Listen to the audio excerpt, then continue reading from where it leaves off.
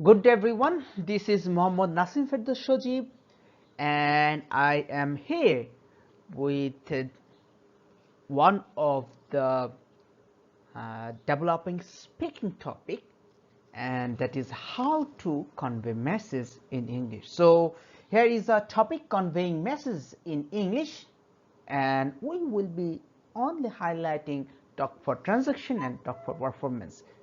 So these are the issues we will be talking to in the slides to come, and the sources you can find a New Heavyweight Third Edition Intermediate Students book. That is one of the primary sources, and of course, Speaking Naturally, Communication Skills in American English by Bruce Tillett and Mary Newton Bruder is another source. And definitely I have used different sources which I cited at the very end of this slide narration. And the thing is that in this particular slide narration we will be talking about how to develop messages and what are the issues, what are the things we need to carry while we are developing those messages. So those things will be discussed and explained and explored in this slide narration. So let's see our contents for today. So here are our contents. We will go straight to the objectives. I believe it is pretty much primary, because you have to know why are you doing this. The question why will be answered by the objectives, and of course the introduction about this particular topic, and then we will move to transactional function in speaking English, and then our next highlighted area, transmitting information before a public audience, which is in other phrase can be referred as a performance talk. And the strategies to describe, explain, and present, we will be looking at those as well. We will learn and the strategies to describe, explain, and present. And there are sample format and practice guides. So whenever I am referring practice guides, so definitely I am referring and the books references which you need to browse in order to understand, in order to have a better sense. And of course there is a section named as conclusion. So I believe that you will be here till the end in order to understand everything of this one, because it's a complete sense. So if you just get one of the parts, you might not get a proper sense, complete sense. So I it might be boring, it might be I don't know, maybe maybe not interesting in some senses, but if you have the goal to understand, if you have the goal to speak fluently and speak better, and you want to develop your speaking skill, definitely this slide narration is for you. So let's start with the objectives. What are the things you are going to learn in this particular slide narration? Okay, this slide narration will activate your prior knowledge on talk for transaction. So talk for transaction is one of the functions in speaking. So this will help you to activate your prior knowledge. So definitely we will talking about what is talk for transaction and how it becomes valuable in developing speaking, or whenever we are delivering message or conveying message. Developing categorical knowledge for describing. Yes, you will know how to develop categorical knowledge whenever you are trying to describe. And through the application of transactional and transmission of messages, you will be able to identify the functions. So while you are speaking in English, and the non-interruptive messages, we definitely this is one of the prime area which I will be explaining is that we are talking about non-interactive messages rather than interactive messages. So what are non-interactive messages and what are the non-interactive messages? Definitely you will have these kinds of information in the later slides. Okay, let's start with an introduction. Okay, unlike other slides, I am here with a straight introduction, and I have quoted Brian, and who put this in 1998, and that is, oral communication is a two-way process between speaker and listener, and involves the productive skill of speaking and the receptive skill of understanding. You better know. I mean, um, you are quite aware of these things, that we have four skills, basic four skills in any language. So if you consider English language, we have a reading skill, we have listening skill, we have speaking skill, and we have a writing skill.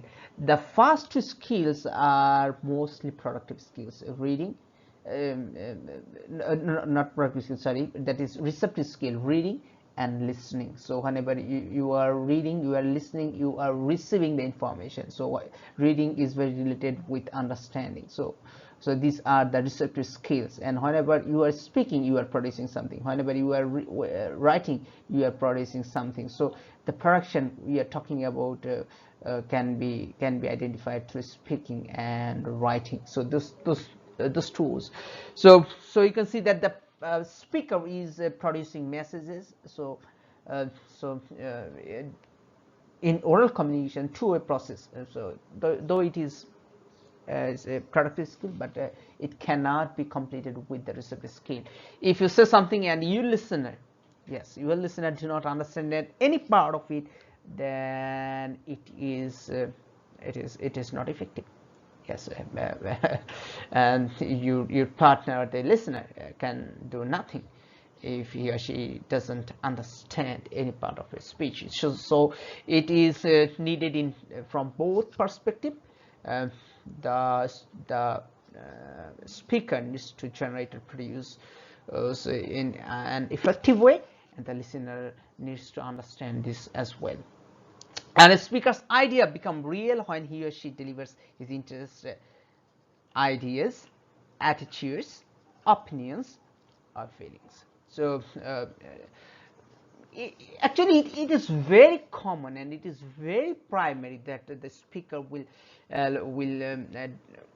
express his or her ideas and interests and attitudes and opinions and feelings, and that is the very basic part. So in a oral communication situation, in an oral communication discourse, it is pretty basic. So that's very real. It becomes real. I mean, and you will only understand when the speaker will deliver those messages. Okay, so in order to deliver messages, I have represented two ways, and one is interactive and another is a non-interactive. We also refer interactive messages as unplanned speech. That means the speech are not pre-planned, and we refer non-interactive messages as planned speech. That means you have that scope to develop a speech before it is happening. And if we talk about the functions of interactive or unplanned speech, mainly they maintain social relationship.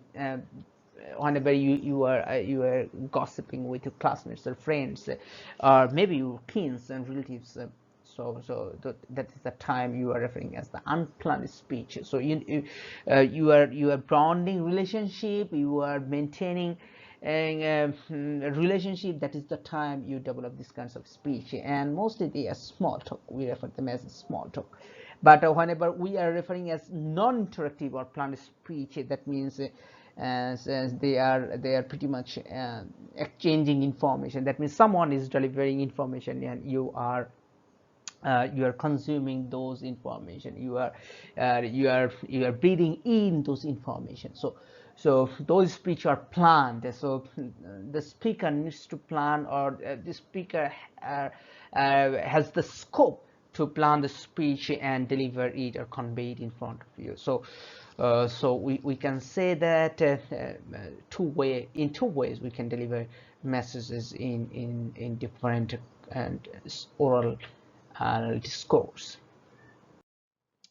Okay, Richards calculated these three part version of the functions of speaking. So number one is talk as interaction. Definitely that is unplanned speech. So whenever you are interacting, that means you are talking to someone and they are replying you. So that is talk as interaction, and that is unplanned speech. And then we have a talk as transaction, mix of unplanned and planned speech. Definitely I will give some examples of talk as transaction, because this particular slide narration is a hybrid of talk as transaction. So we will have lots of discussions on talk as transaction. And we have talk as performance, and which is primarily and mostly planned speech. So the speaker generate or develop the speech before the performance, so we can say that. So that is a planned way. But I need to tell you that talk as a transaction is a mix of unplanned and planned speech, because it is not totally a performance talk. That means you cannot write all of them, you cannot prepare everything in there, but definitely there is some plan there. The plan is that for example, you have given a task or activities, and in order to do that you need to have some interaction with your classmates or with your friends. So that is the time you have this planned question. But whenever you are asking questions, that means it becomes unpredictable, it becomes unplanned, because you do not know what is your friend or classmate going to say, going to reply. So that is why we refer it as a mix of unplanned and planned speech. But in this particular slide nation, as we are referring as the conveying message, we will be only focusing on talk as transaction and talk as performance. You can see those as in the title as well. We will be skipping talk as interaction in this particular slide nation, because it is mostly referred as the conversation. So mostly we are not talking about conversation in this particular slide narration. Okay, so let's see what is waiting for us in the next slide. Transactional function in speaking English. So what do we refer by transactional functions? Transactional function is referring a primarily information focused. So that means you are providing information. So mainly whenever you are trying to deliver the information, you are trying to provide information to your listener. That's the time you use this kind of function. And the main focus is the message and not the participants.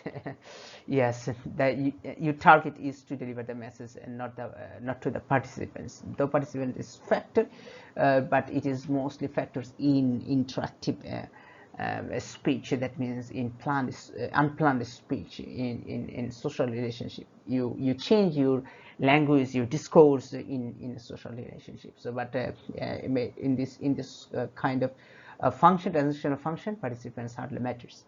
The job is to make oneself understood clearly and accurately. So clearly and accurately are the two major issues you need to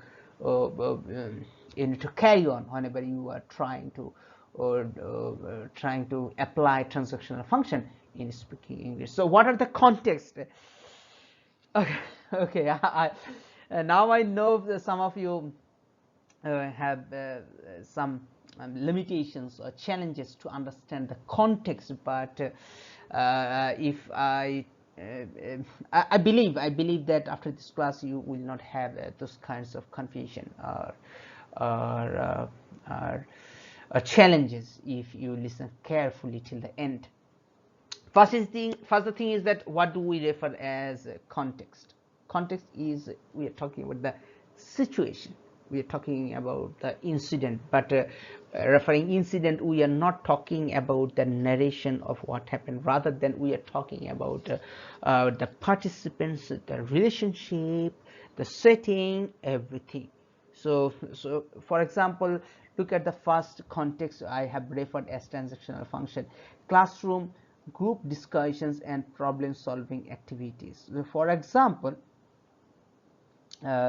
if I give you a task, if I give you to write down about what do you feel about your mother or about your father, what do you feel, and what are the mm, uh, so consider this is a group discussion, and you have to discuss about this, and you have to point out the major responsibilities of a child to his or her parents.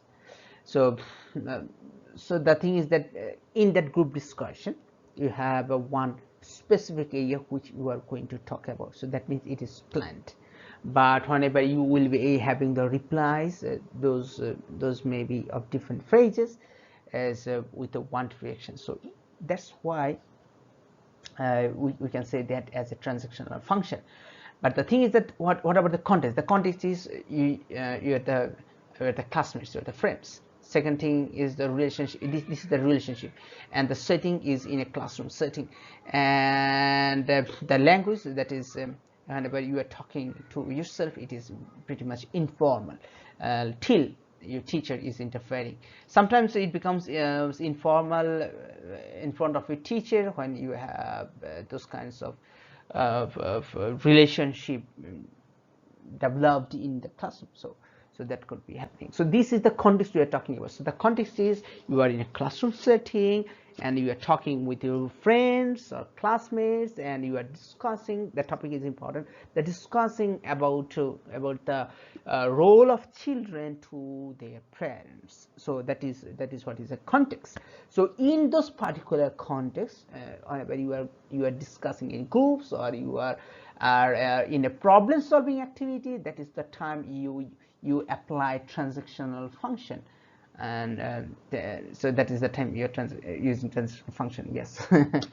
Okay, discussing tour plans with a tour guide. So it is a high time to make a tour. I believe some of you have already gone to different places, and before going there you need to have a plan. So where to go, how to go, what is the budget cost, and what will be the other issues. You need to have these things. And making a telephone call to obtain bus or flight schedule is also an example or context of a transactional function, because you have some specific things in your mind, and that is you need to have specific information. And asking someone for directions on the street. So these kinds of direction will be pretty much same whoever you ask, because you are referring to a particular location. So that's why it is also referred as transactional function. You can have the mix of planned and unplanned speech. Buying something in a shop, ordering food from a menu in a restaurant, all these things we are referring as transactional functions. So that means you will have a little conversation. You have to have little conversation in there, but in a structured way, in a planned way. You will be asking. So you will be asking whether, for example, for the last context, you are in a restaurant and you are asking for the menu, and browsing the menu. You are ordering food. So that means that you are guiding your waiter about the food. Then those particular context is we can refer as transactional function. So you are transacting information, and so that's the. And for transmitting information before a public audience, that means you will be working as a transmitter, and you will transmit information and towards the public audience. So whenever you are in front of a public audience, definitely your messages are pretty pretty organized and sequenced. So the focus is on both message and audience. The audience matters because you have specific audience to deliver your message, to transmit information. You know that all the informations are not for all the audiences, so they are for different people. For example, you are in a conference where you have lots of interesting ideas and discussions on different literary issues, so which might not be relatable if anybody wants to come to know about his healthcare, his or her healthcare. So definitely he or she needs to go to in a medical seminar. Okay, so the audience is you know, predefined. And it reflects organization and sequencing. Yes, sequence and organize are one of the factors. The interesting thing is that transmitting information, whenever you are delivering or conveying message as a performance talk, that means you have a structured speech. You have already organized all the information you are going to deliver, and you have sequenced them. So that is a proper structure you are following. So it is mostly a written format rather than we are considering as a spoken format, but as you are delivering that through your oral instrument, so that is why we are referring as transmitting information or performance talk. And it is also necessary in every sense, because sometimes you need to deliver some monologue, and performance talk actually pretty much similar form of monologue. Monologue is a long descriptive message. As a literature students, if you are a literature student, then and you can easily understand about monologue. You have lots of monologues in your different literary text, and there is a pretty related term, we call it soliloquy, but definitely they are different from each other.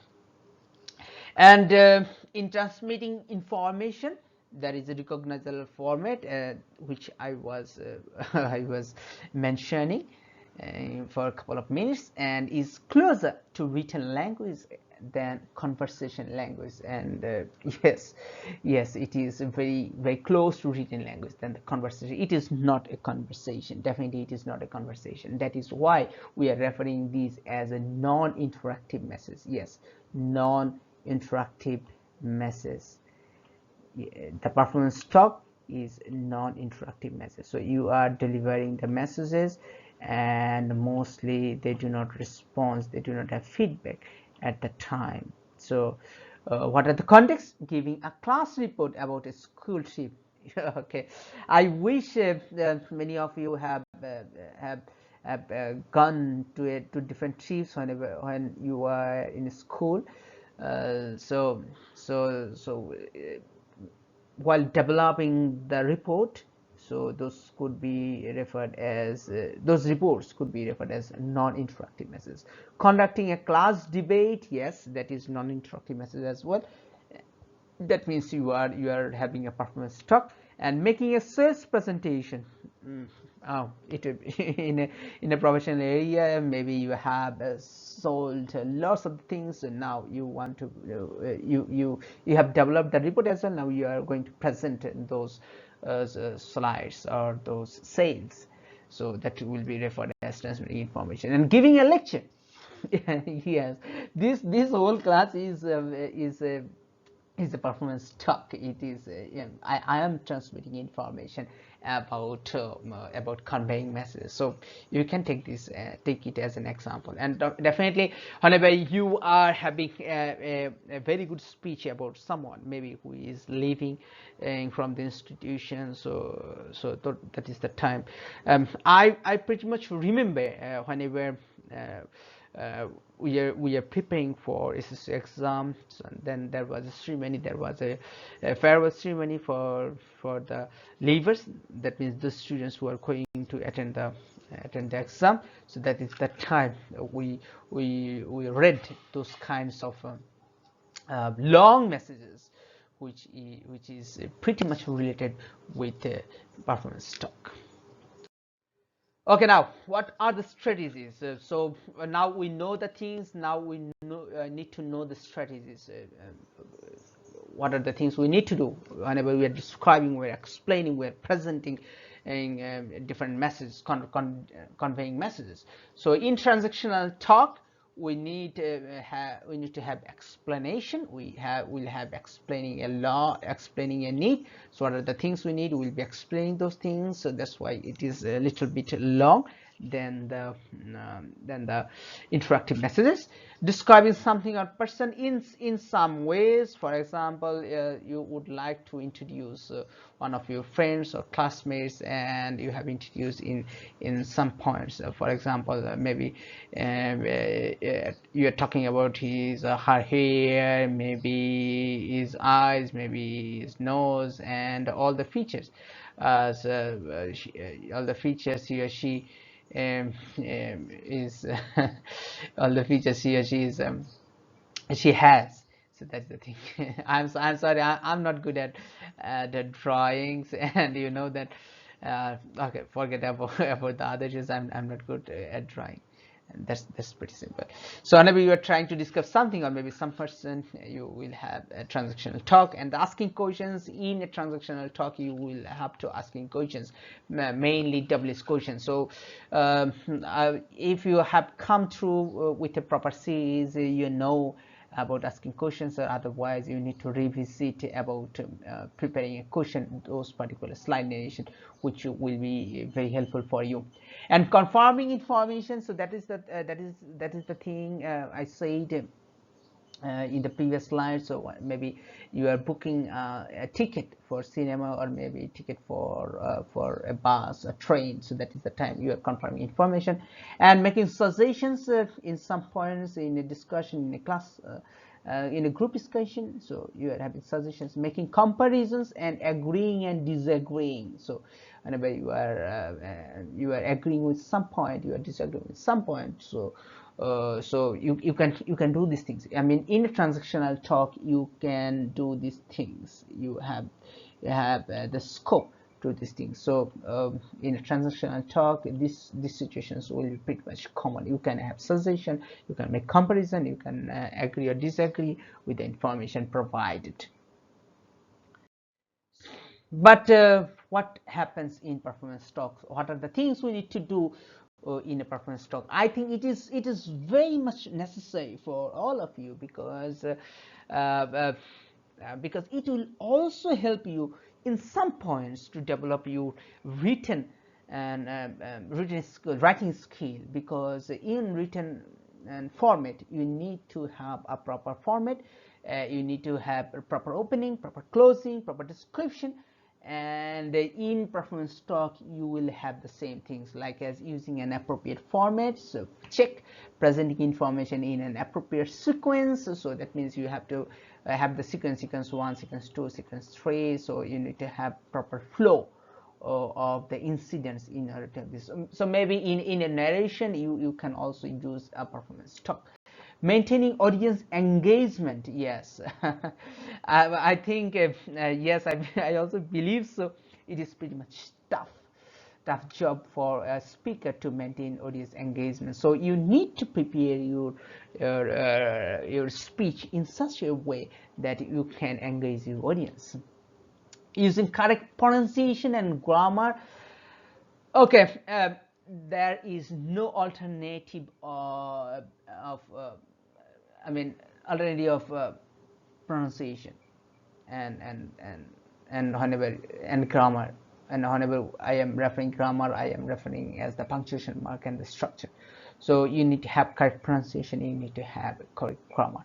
So there is no alternative to that. So you need to have correct pronunciation and proper grammar, correct grammar, in order to display your original messages. Because maybe if you are weak in pronunciation, if you don't know proper pronunciation, and proper structure, you might misinterpret to your listeners. So definitely it is very much needful.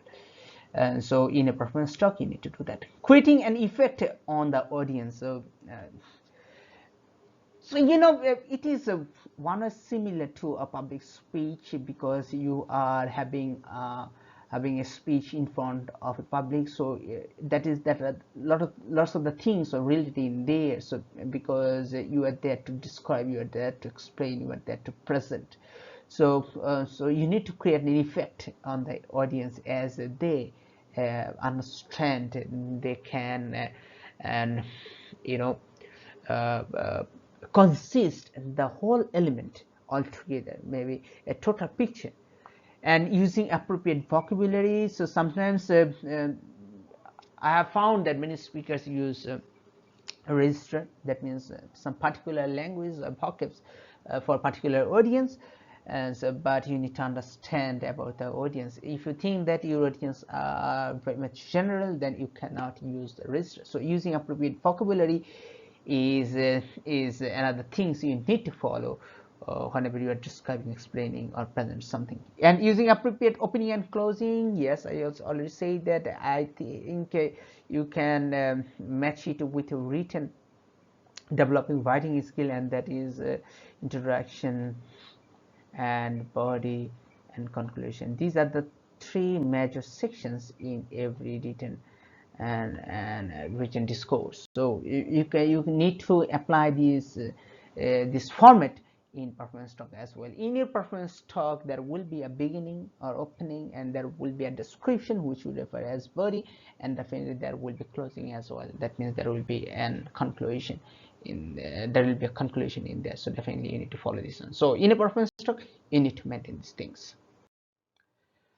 Okay, now it's time to have this practice and guide. So how will you do that? So in there, so we have two things you should not forget, and that is number one, transactional talk, and number two is performance talk. For transactional talk, I have chosen chapter 4. So you can browse the pages, and the pages are 32 to 33. In this two pages you will find information and practice about transactional messages. And for performance talk, I have chose unit 3, page 26 to 29. So definitely you will find those information in there.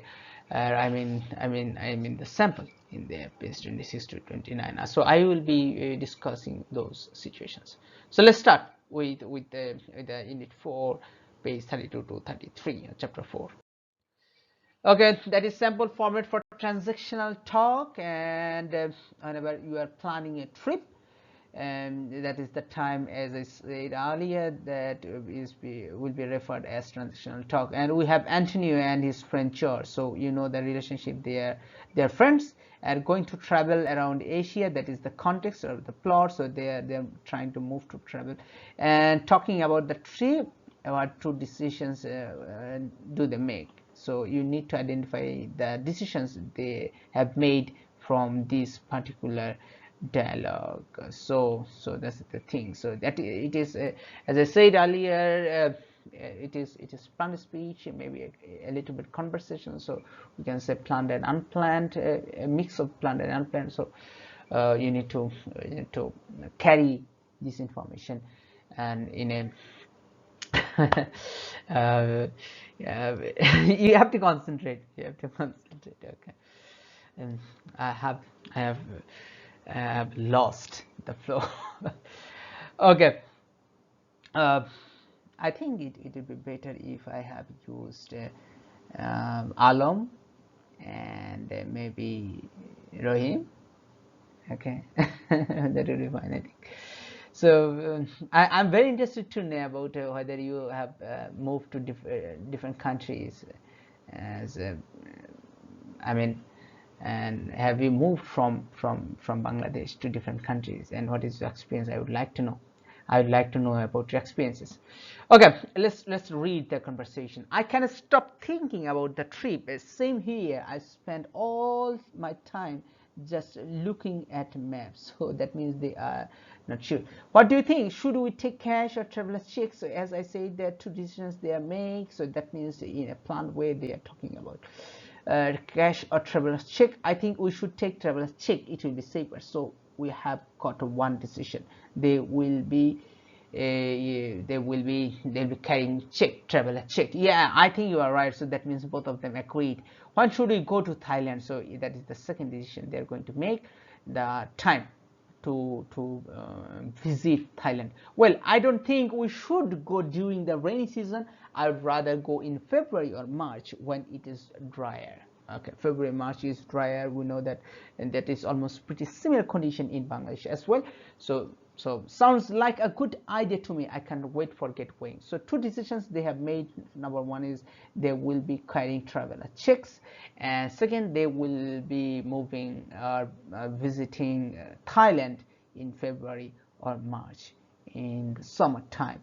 So that is the decision they made. So now if we look closely about these things, so what are the things? So we say that agreeing and disagreeing. If you remember in the transactional talk, we can easily find that this has happened in here, and we said that it will be a plan. So definitely it is planned. They already have planned in there. So now they're stressing in there in a situation. So you can easily synchronize the information of transactional talk in this dialogue. So you need to identify, understand those kinds of messages, conveying messages, as in order to get proper idea about transactional talk. Okay, now I think in this moment you can have you can develop a task, and the thing is that if you want to move to a different place, if you want to go for a trip, definitely these signs are pretty much necessary. Number one, it is non-smoking sign, no picture sign, an admission, summer exhibition, that means entry pass, the passport, you need to get the passport, no parking, so you need to understand the parking time, and the phrase okay, I don't know, let me know if you understand the sign. 10, fasten seatbelt. So definitely when you are in the plane or in the transport, you need to fasten your seatbelt. And no mobile phones, that means you do not you cannot carry mobile phones. And 50, this is a speed limit, so you need to have the speed of below 50. So now that another task is there. Is it the same in your country? So we have some information about Britain, so now we need to synchronize whether this information is pretty much similar in your country, that means in Bangladesh. First one is you can get married when you are 16. Okay, so this is not the similar in Bangladesh. We know that it is 18. Yes, 18 for the female and 21 for the male. So we have two different ages. You have to wear a seat belt in a car. I think it is pretty much similar. You can drive a car when you are 17. No, in Bangladesh it is 18. Young people don't have to do military service. Yes, it is fine in here. You do not have to take military services. There are lots of public places where you are not allowed to smoke. Yes, we have those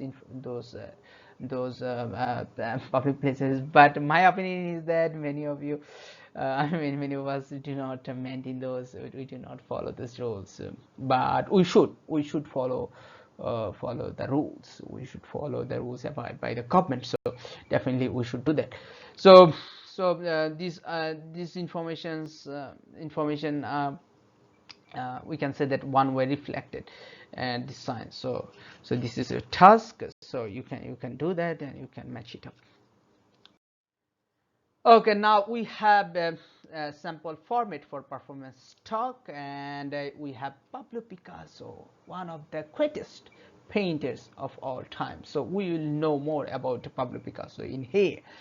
So lots of the information will be covered in this particular Pablo Picasso text, and definitely I say that in a performance talk that this will be more a written form, so you can and identify that particular information, and I also say that it will be It will be a long narrative, so you can see the lots of information in there, and the context is there. So that means, and so when you are trying to maybe in a Pablo Picasso exhibition, and you are there to display or to talk about Pablo Picasso, so that is the time before whenever the audience or the persons who are going to exhibit we are going to the museum to enjoy these pictures. That is the time. At the very beginning you can have this kind of speech that will be a long narrative speech.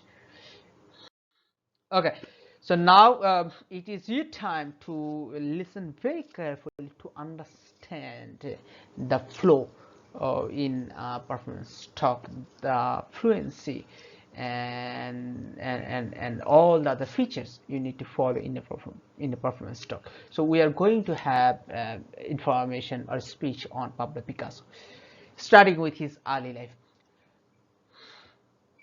On 25 October 1881, a baby boy was born in Malaga, Spain.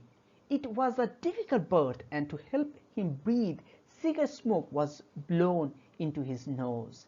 The baby grew up to be one of the 20th century's greatest painters, Pablo Picasso. So, uh, you know that there will be less interaction.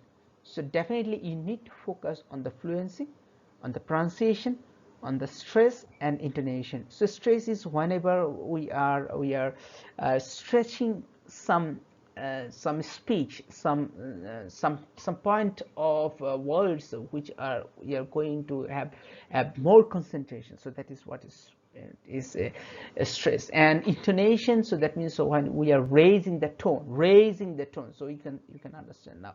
So that is those are the things are very important, because so whenever you are delivering those information, that means you want to have more attention from your listeners. So that is why you are putting a stress or intonation and in your speech. Picasso showed his genius from a very young age. His first was lapis. So now you can say that lapis. I have used intonation in here. Spanish for pencil, and he could draw before he could talk. He was the only son in the family, so he was thoroughly spoiled. He hated school and often refused to go unless he was allowed to take one of his father's pet pigeons with him.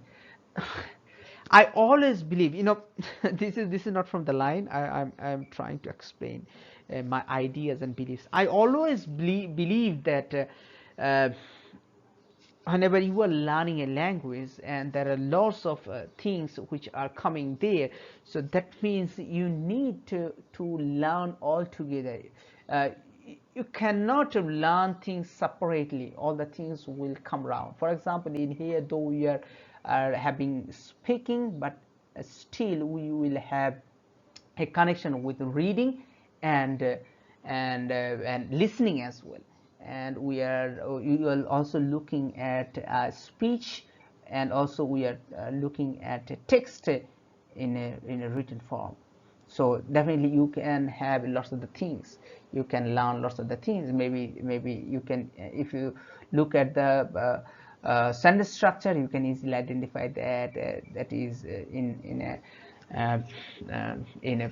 a past form. So a lot of the things you can learn from here. Apart from pigeons, his great love was art. When in 1891 his father got a job as an art teacher, Pablo went with him to work and watched him paint. Sometimes he was allowed to help. One evening, his father was painting a picture of their pigeons when he had to leave the room. When he returned, Pablo had completed the picture. It was so beautiful and lifelike that he gave his son his palette and brushes and never painted again. Pablo was just 13. Uh, okay, in a speech, I should tell you another thing, and that is punctuation.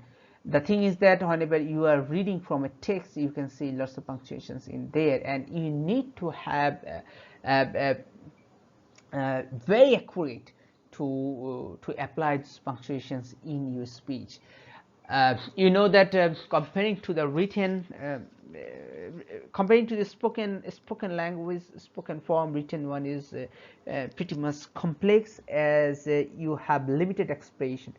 But of course, even when you are reading from a written discourse, you need to maintain the punctuation marks, because they actually carry the message. Whenever you are applying those punctuation marks, they are carrying the message. The messages can be changed if you do not follow them properly.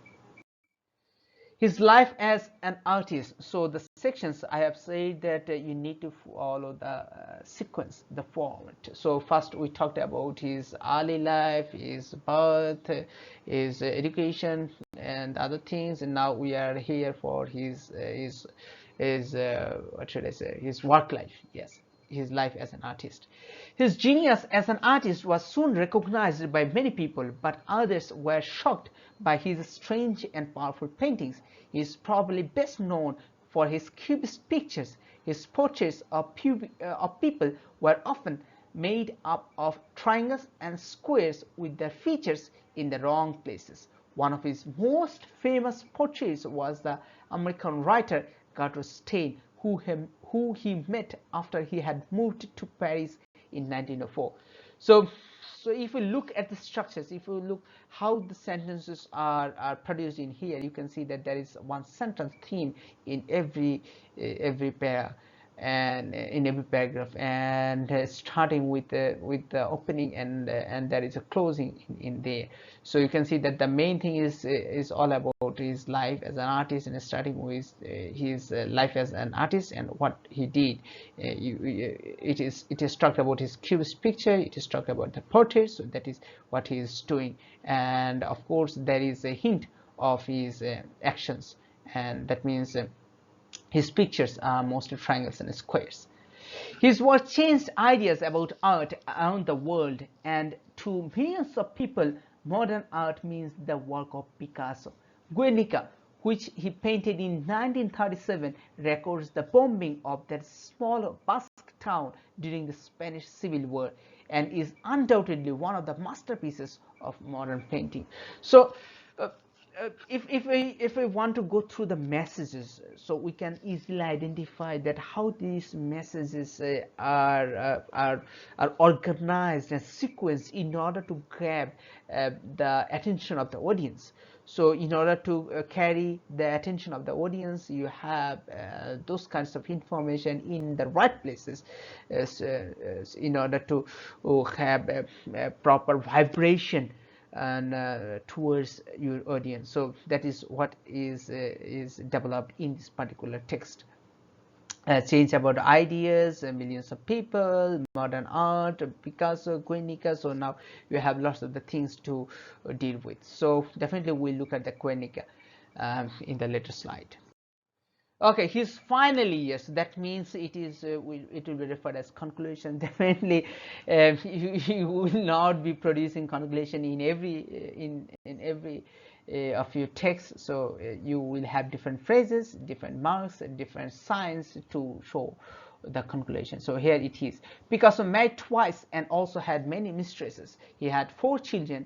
The last, Paloma, was born in 1949 when he was 68 years old. At the age of 90, he was honored by an exhibition in the Louvre in Paris. He was the first living artist to be shown there. Okay, so I believe that you can put another section in there, maybe his personal life or his married life, so you can do another section is there. But you can use your calculation and from here. Picasso created over 6,000 paintings, drawings, and sculptures. In previous section in his work life, we talked about the specific, the special works by him, and now we are talking about an overall idea about what Picasso did. Today, a Picasso costs millions of pounds. Once, when the French Minister of Culture was visiting Picasso, the artist accidentally spilled some paint on the minister's trousers. Picasso apologized and wanted to pay for them to be cleaned, But the minister said, "None, please, Monsieur Picasso, just sign my trousers." So that means his paintings are so famous and so valuable that everybody wanted a piece of his art. And that is pretty funny. Picasso died of heart failure during an attack of influenza in 1973. So it seems that the ending is hidden here because the objective is all about his works to introduce. So that's why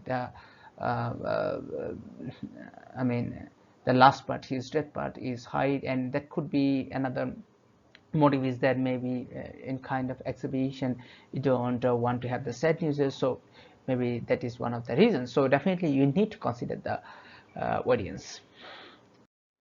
Okay, so we are back with the pages where we started for this particular performance talk. You can see the picture. It is what we are referring as Guernica, one of the famous pictures, and you can see there are cubes and the wrong places.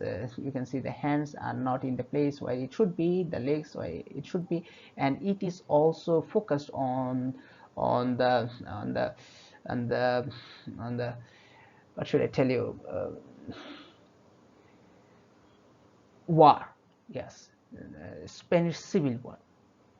You can see that the horrible situation which can be synchronized with your ideas about the consequences of war. So that happened, and it is Pablo Picasso. Yes, this is Pablo Picasso. Okay, so if you want to have more practice, you know where to go. That is textbook 1, New Headway, and I have also uploaded textbook 3, that is Speaking Naturally. Yes, though it is mainly focused on conversation, which we will be needed in a later topics, but for now you can have a look on that particular textbook, because you will find lots of transactional talk in there. So please do browse those textbook for practices. Okay, but if we want to conclude, all our information is that formal and informal forms are persistent in almost all languages. Even in Bangla, in other languages, you will find the two different varieties of spoken format, and that one is formal and another is informal. And whether it is formal or informal, it will be depend on the relationship, on the setting, on the topic. We talked about this. We referred and we highlighted the importance of context in there. So definitely we need these things. We need to understand, and because those will have impact on your speech whenever you'll be identifying whether it is a formal or informal speech or not. Speakers must manage a combination of accuracy, fluency, and complexity. The combination is I should tell you the key section, the combination, because so if you miss any part of it, it will not develop the message which you as a speaker wants to deliver, which as a speaker you want to convey. So in order to meet the standard to understand the message, you need to have the accuracy, fluency, and complexity. And if you can have the if you have the combination of these three, you can meet the heavy processing of demands of spontaneous talk. You can have the spontaneity in speech. So that means you will have the fluency, which will help you to release your nervousness and to carry on your conversation. So that is the form and format we are talking about. And the lots of the things I had to look at lots of the information in there. So I have put the references in there. I have took New Headway, Speaking Naturally. As I said, that I have took different and internet sources and other articles. So you can have this and these things. I have taken information from these sources. So if you have a question, I believe that you should have question. You should have question. If you do not have any question, then I will recommend you to start from the very beginning. It might be a hectic job, but still it is necessary for you. Just start from the beginning and make questions. Yes, and you know where to put these questions.